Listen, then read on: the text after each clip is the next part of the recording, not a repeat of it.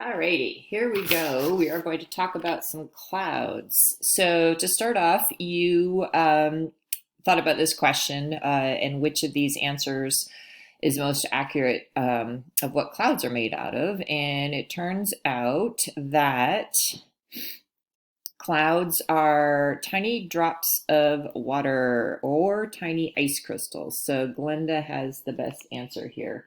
Um, and my cats are helping. That's awesome. Okay, so what we're going to do is we're going to go through these slides showing all sorts of different clouds, and you need your notes packet open here because you're going to be writing down descriptions of the major types, and then we also have some subtypes down here, which we'll get to. So don't put anything in there until we specifically get to it. So we're going to start with cirrus. So what we're going to do is we're going to look at some photos, and then I'll give you some words on how I describe them, but obviously this is for you. So you write down the words that help you bring these images to mind. And I'll also sort of show you how I draw them, just to help you with your little sketch. But again, you do you, and I am 100% certain that many of you are going to be very much better at drawing these than I am. Okay, so cirrus clouds. I describe these as high in the sky, wispy clouds, so kind of streaky. They are definitely not like big puffy clouds. Like here are some that have a little bit more puffiness happening, but we're talking about this stuff, this high streaky appearance. And here are the notes. So as I said, high wispy clouds. And the reason they look streaky like this is because that they're actually, these are the ones that are made of ice crystals. So here is the exception to the more common clouds made out of water droplets. So these are ice crystals because they are so high in the sky. And later we'll talk about how as you go higher, it gets colder. So way up there, you don't get the droplets, you get the ice crystals. And as I said, they tend to be streaky looking. So for me to draw a little picture of these, I literally just sort of draw these little lines, a little bit of a Nike swoosh thing going, because they do tend to have a little curved look like that. And I want to say that the word cirrus, the root has to do with like curling hair. So if that helps you remember, there you go. All right. So, and obviously feel free to pause this video at any point when you need to get the info onto your packet. So moving on to cumulus. These are cumulus clouds. And right away, I hope you see how different they look than the cirrus. So these are puffy looking clouds. They have, all right, here is something that you definitely need to notice. Flat bottoms. So do you see how each of these clouds has a flat bottom? And then the top is like puffy. And you can see it all the way back, flat bottoms, flat bottoms, flat bottoms. So that is characteristic of cumulus clouds for the most part. Every once in a while, one isn't quite so pronounced, but generally, yes. And this is an awesome video time lapse showing the formation of cumulus clouds. Let's turn off the music. And as you watch, I wonder if this will let me draw on the video as it's working. Let's see. Nope. Okay. But as the video is going, do you see how it's growing upwards, right? These clouds form vertically up, and we'll talk more about why that is a little bit later, but I love how this video really gives you that impression of the vertical forming cloud. So you've got your flat bottom, and then it's like growing up above that. All right, some more pictures of cumulus clouds. Cumulus clouds, you see those flat bottoms. Here's a cumulus cloud taken from an airplane. So in terms of how I describe them with words, thick, puffy clouds. These ones are lower in the sky, sort of mid-altitude. And when I say traditional looking cloud, what I mean by that is Like if you asked, I don't know, a kid or really anybody to draw a cloud, probably they're going to draw you a cumulus cloud. But we need to be careful when we draw them to emphasize that flat bottom feature that I was talking about. So did that, why didn't that? Oh no, what is happening? Go back. Let's try that again. I think I pushed a button.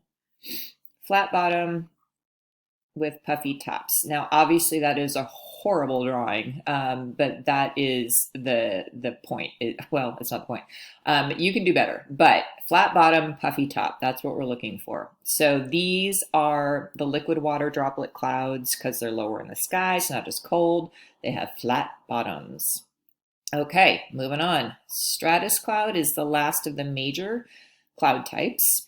And again, hopefully right away, you see how different it is from the previous two types. So these are sort of layered clouds that cover a lot of the sky, often kind of dull and dreary. So those gray days where there's no sun, but there's, yeah, stratus, kind of dull, yucky. I don't know. I guess I'm putting emotion behind the clouds, so don't need to necessarily. Okay, so layered clouds, low in the sky. They can cover most or all of the sky, dull gray. Really, this is similar to fog. So fog is a form of stratus clouds that is like so low that it's sitting down on the ground. And I have a couple pictures in a sec, but before we do that, stratus cloud drawing, I probably would just, sort of do layers back and forth like this as my drawing. And again, most likely you can do better. All right, so let's look at a couple fog pictures. I've discovered that when I get to school early in the morning, often the field outside of my window has fog on it if the conditions are right. So couple pictures of the field from my window on different days, all foggy out there. So fog, again, stratus clouds that are low to the sky. All right, so now we're going to go back and fill in some of those subtypes. And the subtypes, in order to sort them out, you just need to look at what the prefix or the suffix is on them. So before we get to the particular clouds here, let's look at one of the common suffixes. So, prefix. So alto can be added to any cloud name to show that it's a mid-altitude cloud. So Cirrus is always the highest in the sky, but mid-altitude clouds sometimes get an alto prefix. So for example, Altocumulus. Let me get this out of the way. So these are a version of cumulus clouds that are higher than the normal cumulus, but they have this very characteristic. I always think of egg crates when I see these, or like little cotton balls all stuck together, or make, like, I don't know, little sheep. And I'll give you a little hint. These are my favorite clouds. So just keep that in mind. Love Altocumulus clouds. And they often indicate storminess coming. So here's a couple more pictures of variations of Altocumulus clouds. These ones in particular kind of look like ripples, like in the sand at the beach. I don't know why. I love these. I think it's the texture. I like textures, and Altocumulus I really like the texture of. So go ahead and add some info into your notes about those. Here is another alto cloud, Altostratus. So when we said the normal stratus is generally pretty low in the sky, but sometimes you get that higher cloud cover that just sort of covers the sky. So we call that Altostratus because it's higher. And again, indicates some rain coming usually. Here is this nimbus can be a prefix or a suffix. And when nimbus is in the cloud name, it means storminess. So raining or snowing or super dark, about to rain. And one of the most awesome nimbus clouds is Cumulonimbus. And Cumulonimbus are these big, huge thunderstorm clouds. And If you see, I have a picture of an anvil here, which is kind of random. And the reason I did that is because these clouds are often called anvil clouds because, I don't know if you get really creative, I guess, they kind of look like the shape of an anvil if you're willing to work with that.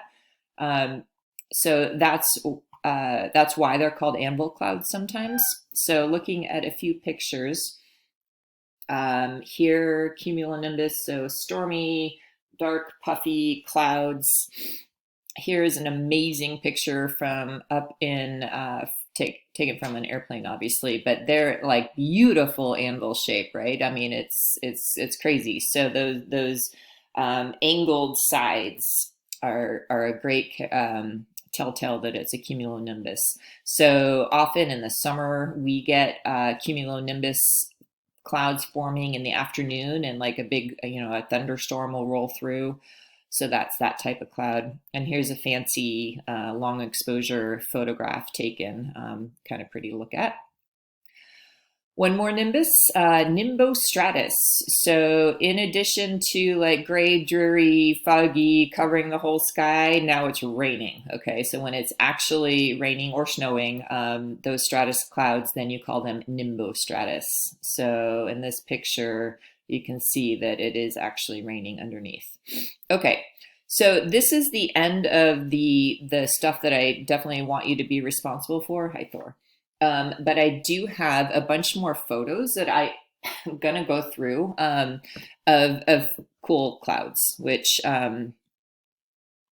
I'll show you in just a second. So this is a little side note. Many of you probably have seen in the sky behind airplanes those clouds that come out of their engines. Those are called contrails. And contrails is short for condensation trails. So basically they're man-made clouds because the engines send out moisture, and that moisture hits the cold air and it condenses into water droplets, which make clouds. And these are some really interesting satellite images. So we're looking down at the United States, right? Here's Florida. And all of these linear clouds, those are contrails. So those are all created by airplanes. And when I first saw these, it shocked me how much clouds, how much cloud cover we're creating with airplane flights. So just kind of a little neat aside. And then now I'm going to go through these cool cloud pictures. I collect, interesting cloud pictures when I find them. So I'm just going to run through these. And you just need to watch, or if you're not interested, you don't have to. But here we go. They're kind of fun, right? So lenticular clouds sitting on top of mountains, little mountain hats. Lots of times clouds, I don't know, to me kind of look like spaceships. So you get I don't know, I can see someone mistaking some of these clouds for spaceships sometimes.